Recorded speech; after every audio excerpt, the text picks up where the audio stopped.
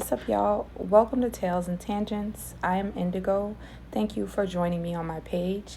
Here you're going to find storytelling, strange mysteries, life lessons, bizarre experiences, random rabbit holes, and humor all in one place. Some of these stories are going to be funny, some are going to be creepy, some might make you angry, and some might change the way you think about things. But every story here starts the same way.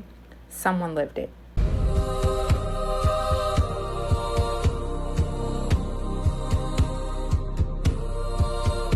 So let's get into today's story. It's about a woman who found 300 unsent letters in her mom's closet after she died. When we lose someone, we think we know who we've lost. We carry the version of them that we think we knew. The way they made tea, the jokes they told, the particular way they sighed when they were tired. Celia thought she knew her mother. She thought she knew everything that mattered. Then she found a shoebox. Okay. Her mother, Margaret, died in November at 74. A stroke in her sleep, fast, and as Celia kept telling herself in the days that followed, merciful. Margaret had been sharp until the end. Sharp and private in the way that some people are private. Not secretive exactly, just contained. She kept her interior life close. I'm like that too. So Celia, 41, flew home to help clear the family home. She flew home to help clear the family house. A week of sorting through 6 decades of a life. Clothes to charity, books to the library, furniture to the children and grandparents. On the 4th day, Celia was in her mother's bedroom, pulling up the carpet in the corner where it had come loose.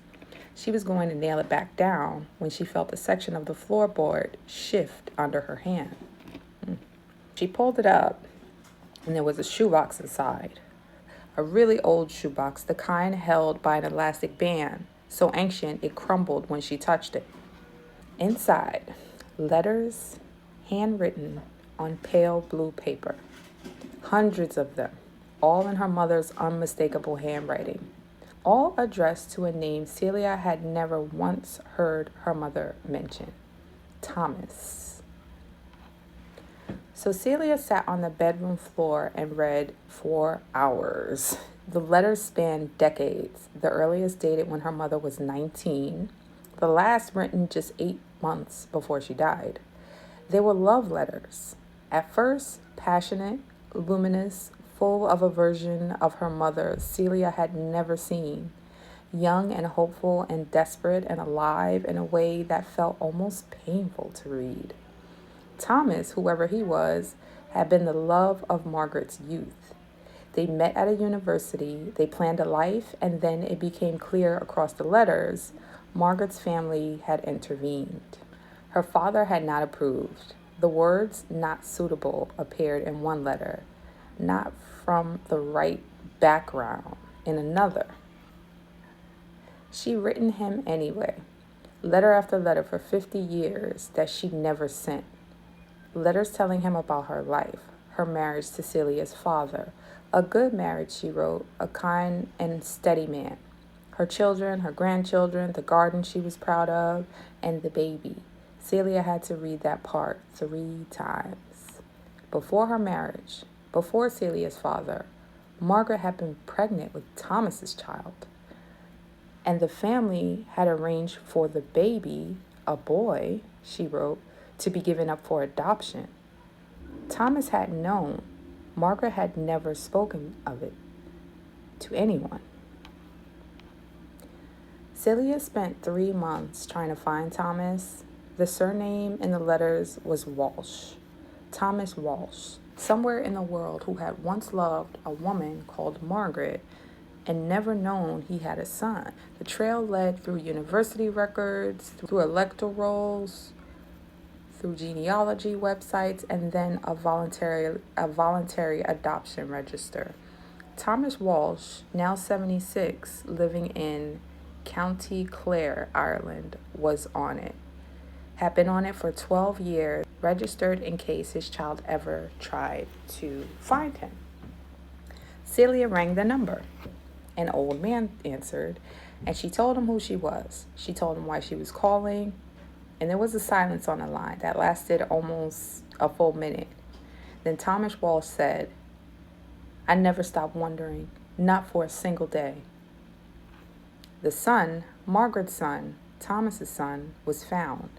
A 55-year-old man living in Montreal, Canada, a teacher, married with 3 children. He had been searching for his birth mother for 20 years. He had come close twice, but the trail had always gone cold.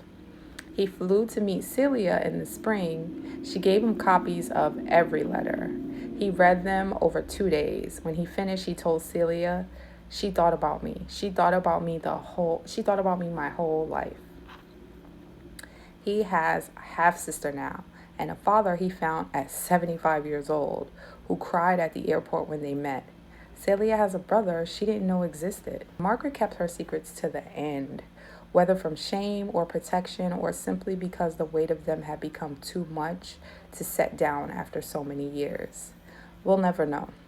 But she kept the letters, 300 of them, under the floor where they would be found. Maybe that's its own kind of courage, keeping the story alive when you couldn't tell it, trusting that someone would eventually find it and know what to do. She was right. That's a pretty good story. And that is kind of like, that is a kind of, a way to keep something alive or make record of it, commemorate it, show that it happened, that this existed. You put things in writing, you put them on video, you record them, you make a record of it so it becomes historic. It's something that took place in your line of history. So I think she knew exactly what she thought she was doing. I think Margaret knew exactly what she was doing. She knew that she had to protect her life and the family that she has now.